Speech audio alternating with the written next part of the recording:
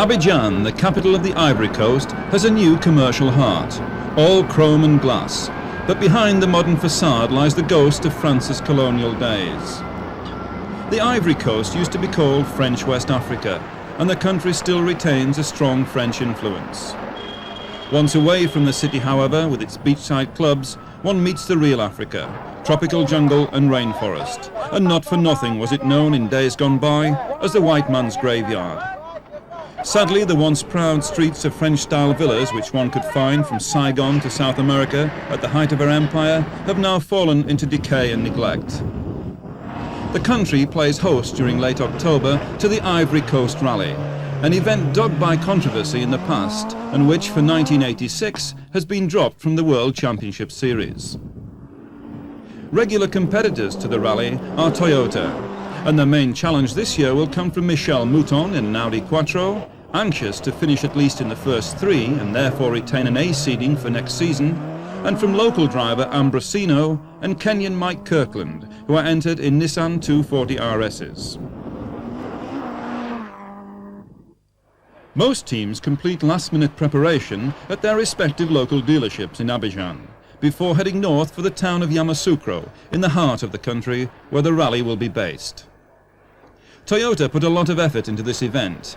They know that endurance rallies like the Ivory Coast and Safari are best suited to the Toyota Celica, which is basically a strong, reliable car.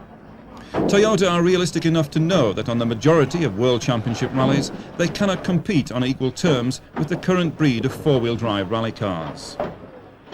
As mechanics sweat in the boiling heat to load the hundreds of tyres necessary for such a tough event, they know that all their efforts during the next few days will be concentrated on getting the two cars of Juha Kankkunen and Bjorn Valdegaard to the finish ahead of everybody else. Toyota were based at the Palm Beach Hotel, Abidjan, and it was from here that crews set off on the Tuesday morning for Yamoussoukro. The majority of service vehicles stayed behind in Abidjan, moving out to meet the rally as it headed back south on the first leg. Juha appears relaxed. After 10 days practicing, all he wants to do now is get started. Toyota are involved in a research program being carried out by Cologne University, both drivers being wired up in an effort to look at ways that fitness and stamina can be improved. What is this for, Juha? They want to do some measurement what is happening inside, temperatures, and if you have bad places or something, that are you scared or something like that. I don't know really. We will see. The rally consists of 4 separate legs. The first from Yamoussoukro south towards Abidjan. Then the second leg heads northeast towards the border with Ghana, before looping back for a brief rest halt in Yamoussoukro. Total distance covered by then will be 1,500 kilometers. The third and fourth legs again radiate out from Yamoussoukro. The third heading right up into the north of the country near the border with Mali, and it is over 1,000 kilometers long. The fourth, and by far the hardest, heads south towards the coast at San Pedro, before turning inland and tackling the infamous Thai forest section, en route to the finish back in Yamoussoukro. In 4.5 days, the fortunate competitors to make it to the finish ramp will have covered over 4,000 kilometers of the toughest terrain in Africa. Masterminding the Toyota operation is Henry Litton, whose service schedules are something of a legend, especially on African rallies. A vital part of those service arrangements are the team planes, used as an aerial communications base for Henry, who literally oversees the entire operation and moves his plays around like a giant game of chess. It is on the exit of village Nati Mboro. Nati Mboro. In the 7 minutes, Ufa, in the 7 minutes. Taken with extreme caution. The second half, right-hand side. The Land Cruiser is parked beyond, the ropes are out to pull you through if necessary. Another important aspect of rallying in this part of the world are the mud cars, specially equipped four-wheel drive vehicles that go ahead of the rally to sections which are known to be bad, just in case. We'll be driving one of these Land Cruisers, call sign Tango Mud 3, as we follow the fortunes of the Toyota team. The roads in Africa defy description at times. These are the equivalent of country roads in England. linking villages and towns, and are considered by the locals to be good. For the crew of Tango Mud 3, however, this is their first location, marked on the co-driver's notes as a possible trouble spot. Michel Mouton had got ahead of Valdegarde, who was delayed with a broken brake caliper, and bounces the Quattro through the ruts in a shower of spray and evil-smelling mud. Kankkunen too shows scant regard for the mud hole and is soon through and on his way. The second Toyota also slithers through the mud, leaving Tango Mud 3 nothing to do but to roll the tow rope up and get ready to move off. The plan was to wait until the two leading Nissans went past, radio their times through to Tango Air 1, Henry Liddon, and then make our way out of the section. Ambrosino was safely past, but the arrival of a local was the beginning of a dramatic 40 minutes.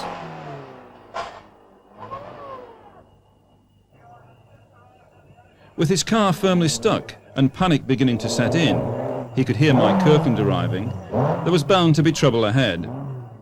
And sure enough, with nowhere to go other than to the left and try and force a way past, Mike Kirkland got stuck.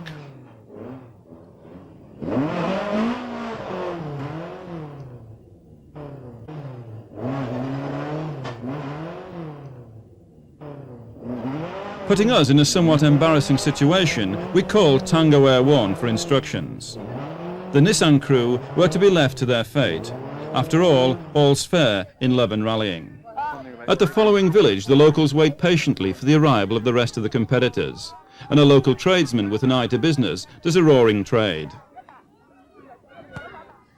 At last, 45 minutes later, the next car appears. Not as expected Mike Kirkland, but an Audi chase car, crewed by two mechanics, and entered at number 11. Using its four-wheel drive ability, it squeezed past Kirkland, who is hotly pursued by the Toyota chase car, driven by Lars-Erik Torp, possible new recruit for Toyota in 1986.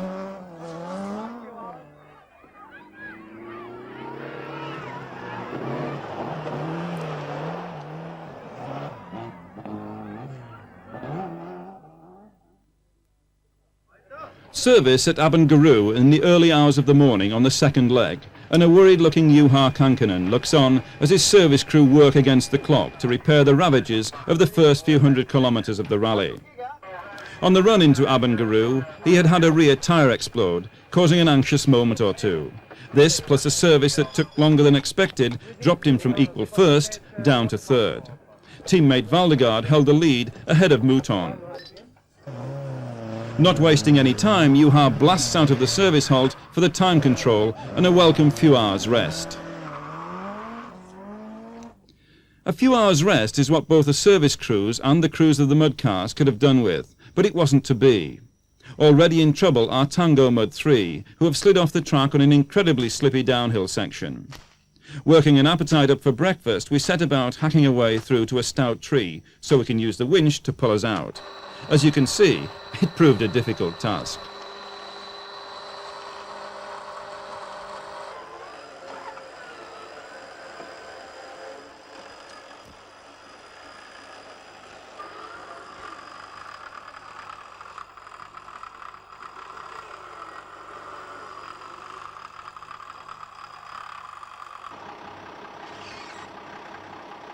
Well, as you can see, we've had a slight problem this morning. It's 7 o'clock and we've been going all night, and we're just going on to our second mud location. Our third mud location of the rally. And we came over this brow here and the road was just an absolute sea of mud, and even we got stuck. And as you've seen, Tony's had to use the winch to get us out. So we'll be radioing back to Henry in the aircraft a little while later to let him know about this hazard, because it certainly wasn't on the practice notes that the crews made a few weeks ago. Conditions have changed quite a lot since then. We're just going to go on now and have a look. Apparently there was a tree down about another 20 k's further on.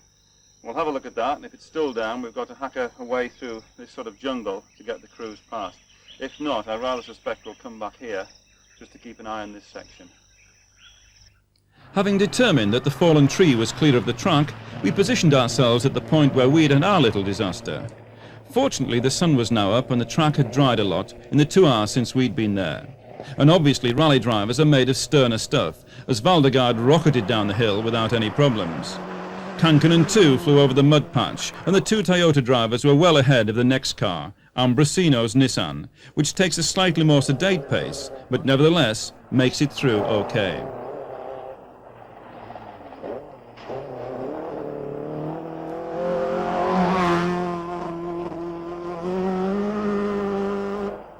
Behind him, Kirkland also gets past without any dramas. His main concern is to make up the deficit from the first leg.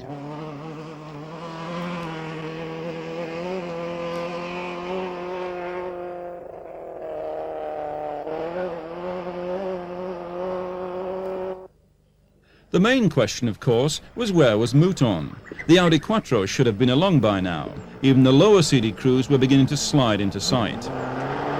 Soon, over the airwaves, came queries regarding the sudden non-appearance of the Quattro number 2. Even more suspicious, the Quattro chase car number 11 also failed to appear. As the minutes ticked away, the rumours grew that Michel's car, which had been losing time with a bad misfire, had been swapped for the chase car, which had been running perfectly and in fact was holding 5th place. Despite denials by Audi team management, many people were convinced something not quite right had taken place. But the truth of what did happen in the early hours of the second day will probably never be fully explained. Suffice to say, Michel now held 5th place ahead of the also-rans, who count their penalties in tens of hours, but nevertheless keep plugging on.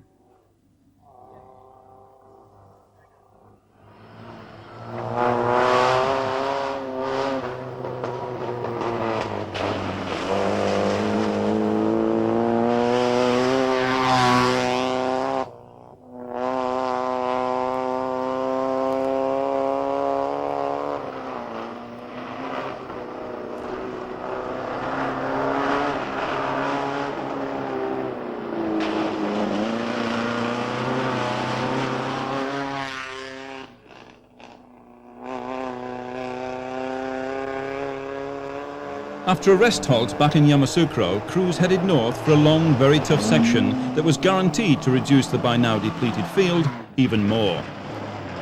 Kankkunen had got past Valdegaard on the run back into Yamoussoukro and now held a 6-minute lead. Valdegaard's problems had been a damaged prop shaft, which required a lengthy service. Nevertheless, the two Toyotas were comfortably ahead of the two Nissans of Ambrosino and Kirkland.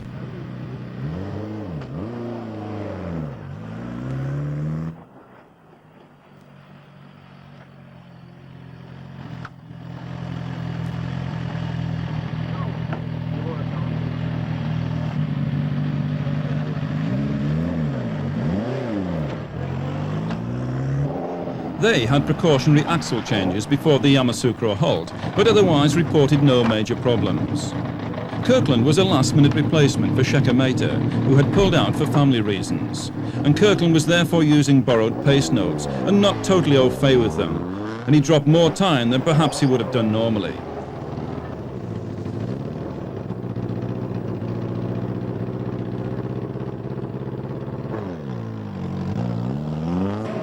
Michelle Mouton in 5th place had not been without her share of misfortune either. Her usual co-driver Fabrizia Pons had to return home before the start with suspected malaria. Last-minute replacement Arne Hertz coping well, like Kirkland, with unfamiliar pace notes. To compound their misery, they had hit a train during practice, severely damaging the car and giving themselves cuts and bruises into the bargain. By now, Michelle must be wondering whether her A seeding was really that important. At this control, Arne also seems to be having trouble convincing the marshal of the time he wants.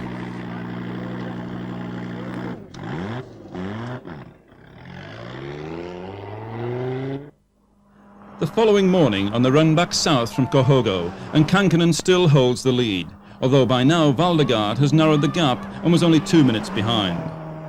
Clearly the locals, who turn out in force to cheer everyone on, are delighted by the performance of the Toyotas. Ambrosino is pressing on after a gearbox change, but is not narrowing the gap, any more than Kirkland is, who had been plagued by electrical gremlins during the night. Michelle too had a fraught night, with a car that was rapidly dropping apart around her. One of the hazards of rallying on the open roads in Africa is the other traffic. The last section before Yamoussoukro, and Kankkunen picks his way cautiously through the rocks and deep holes. Ahead of him, a major service where his gearbox, prop shaft and axle will be changed.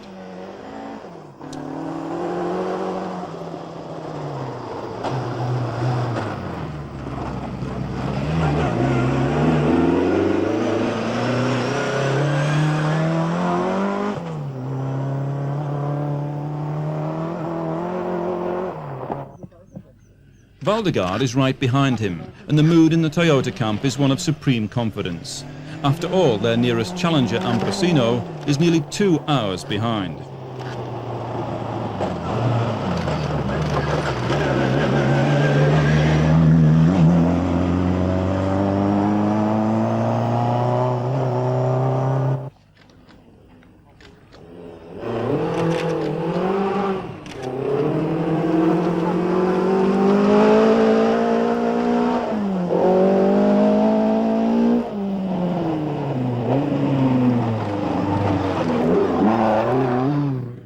Kirkland has been doing his best to modify his bodywork with some aggressive driving, which kept the Nissan service crew hard at work with the welding torch.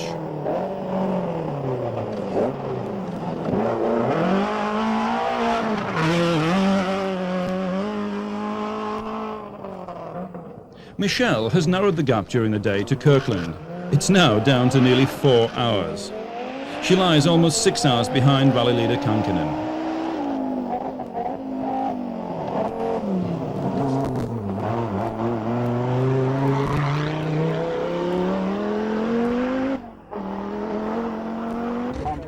At the service halt in Yamoussoukro, the strain shows as the sweat trickles down Juha's face.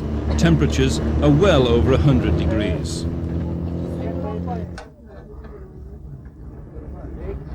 What can you say? Hot? Bumpy? Dusty? I love it. Mechanics work furiously in the oppressive heat as the minutes tick away. Juha, you do realise that Bjorn has offered his service crew beers all round if they beat your service crew in changing the axle. What? He's going to buy his service crew beers all round if they beat your service crew changing the axle. We promised to buy gin and tonic and small dinner if it's ready in time. So you're confident you're going to win?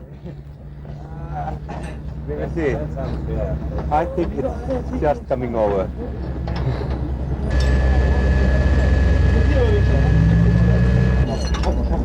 Despite their best efforts, it's Bjorn's car which pulls out first and heads for the time control. Juha is about to sacrifice a 1-minute lead for a 3-minute deficit.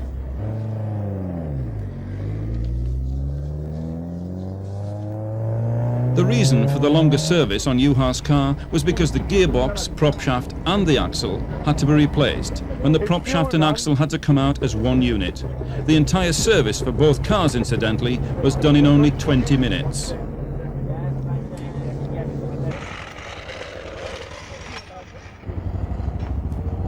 Henry, you must be pleased with the team performance so far. Fantastic at the moment. I think if you've just seen how the mechanics are working in this heat, it's unreal, isn't it? Have there been any major problems to date or not? No, what they've done here is routine maintenance. They've changed most of the major components at halfway, and we hope we can have as good luck in the second half as we've had in the first half. Excellent, thanks Henry. The President Hotel Yamoussoukro, an oasis in a desert, at least offered teams the opportunity to relax by the pool, enjoy some decent food and snatch 12 hours welcome sleep.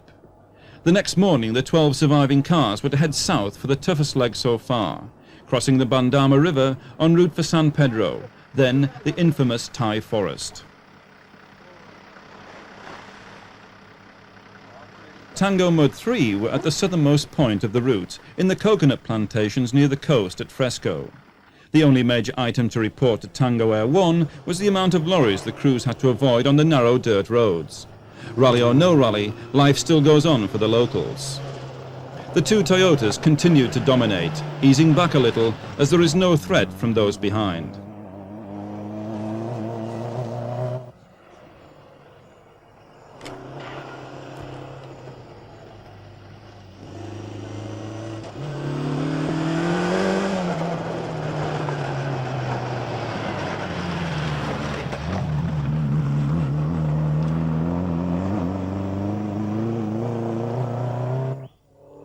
Ambrosino and Kirkland are making the best of it, but are realistic enough to know that their chances of improving are now long gone. Michelle's chances of gaining her A seed for 1986 are also quickly evaporating.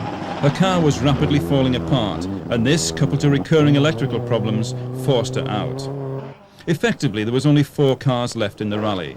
The remaining 3 runners by now were over 10 hours behind.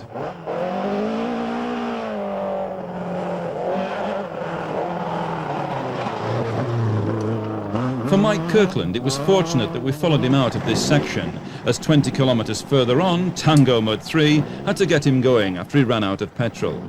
A broken fuel line in the boot of the Nissan meant that 20 kilometres further down the track, we had to repeat the performance, which we felt rather made up for leaving him in the mud hole on the first day.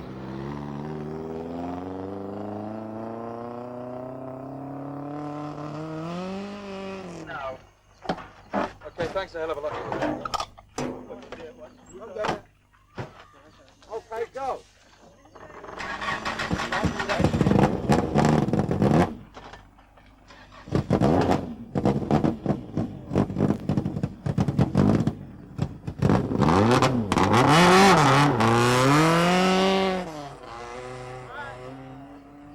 At the service point at the end of the section, his car received the welcome attention of his mechanics, and we asked Mike what his rally had been like so far. Well, it wasn't too bad until just now. Running out of petrol there in the middle of nowhere, no radio contact, and no way of getting any petrol. We were just really lucky you came along.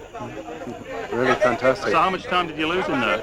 I must have been about 42, 43 minutes, I think, something like that. And you had bad luck on the first day, of course, didn't you? We got stuck in a mud hole. That wasn't bad luck.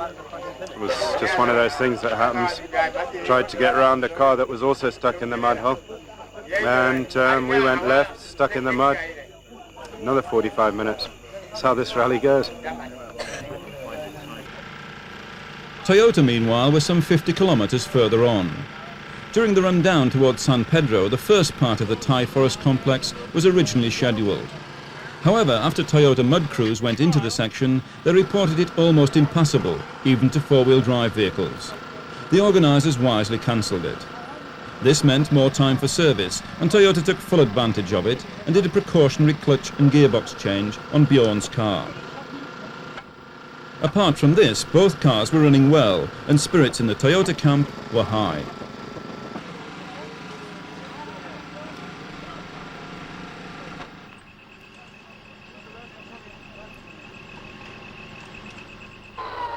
"3 o'clock in the morning, and Tango Mud 3 were having a slight problem. We had been sent ahead of the rally to check out the second Thai Forest section, 106 kilometres of the toughest roads you will find on any rally. A tree down across the track had to be dragged back by the winch, then sawn in two before we could clear the road sufficiently to get the rally cars through.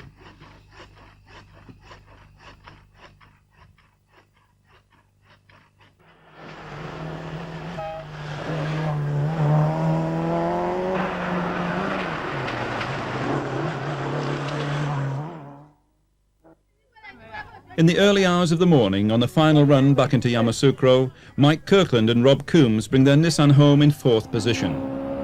Their rally almost ended in the Thai Forest when they slipped off a wooden bridge and lost another 50 minutes. So they were well pleased just to make it home safely. Third place, held for much of the rally, went to Elaine Ambrosino and Danielle Lasso.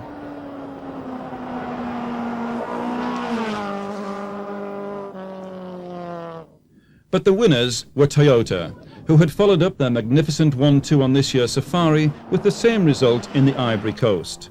In fact, they had even gone one better, as they managed for the first time in the history of the rally to bring both their cars to the finish ramp with equal points. Juha Kankkunen being declared the winner after beating Bjorn by 1 minute on a tie deciding section earlier in the event. It had been a tremendous performance by the entire team, who must be sad to see Kankkunen leaving for Peugeot next season. But who knows, perhaps after 12 months' experience in a four-wheel drive car, he will return to Toyota for 1987, when it is rumoured their new four-wheel drive rally car will appear. We certainly hope so. Toyota without Kankkunen wouldn't be the same.